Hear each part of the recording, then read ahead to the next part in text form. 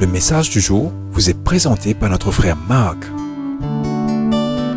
Salut, chers bien-aimés de notre Père Céleste. Nous sommes toujours avec Jairus dans Marc 5. Et notre message, Jésus peut encore faire cela. Jésus le fera. Bien-aimés, ce qui se passe ensuite révèle un autre niveau de foi. Une femme dans la foule souffrait depuis 12 ans de saignements constants. Elle souffrait beaucoup de la part de nombreux médecins et au fil des années, elle avait dépensé tout ce qu'elle avait pour les payer. Mais son état ne s'était pas amélioré. En fait, son état empirait. Marc 5, versets 24 à 26. Maintenant, bien-aimés, considérons la situation désespérée de cette femme.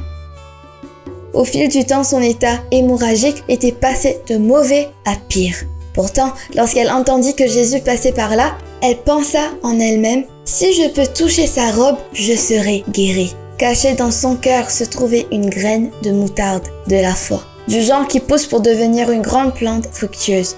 Bien aimé, la foi de cette femme était si forte qu'elle n'avait pas besoin que Jésus vienne à elle. Tout ce dont elle avait besoin était de le tendre et de le toucher. Notez la dernière phrase de sa pensée. « Je serai guérie ». Marc 5, 28. Elle ne s'est pas contentée de penser « Jésus peut faire cela s'il le voulait ». Elle était convaincue « Cela va arriver parce qu'il est Dieu ». Bien-aimé, c'était une foi solide et concrète, le genre qui croit en Dieu pour des miracles basés sur sa bonté. Très cher, la condition de cette femme reflète celle de nombreux chrétiens d'aujourd'hui.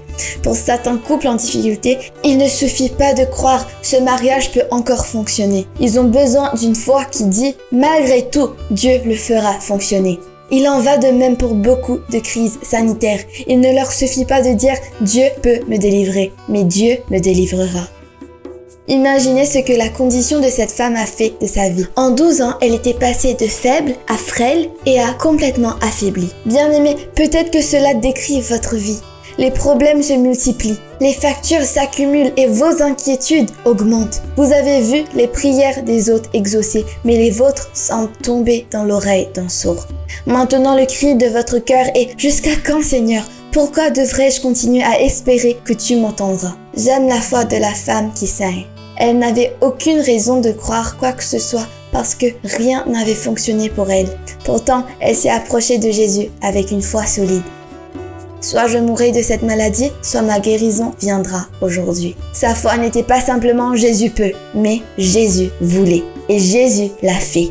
Bien-aimés, n'oubliez pas la louange, l'adoration et la dîme à l'église ce dimanche. Profitez-en avec vos proches et essayez de trouver un peu de repos. Nous poursuivons ce message lundi prochain.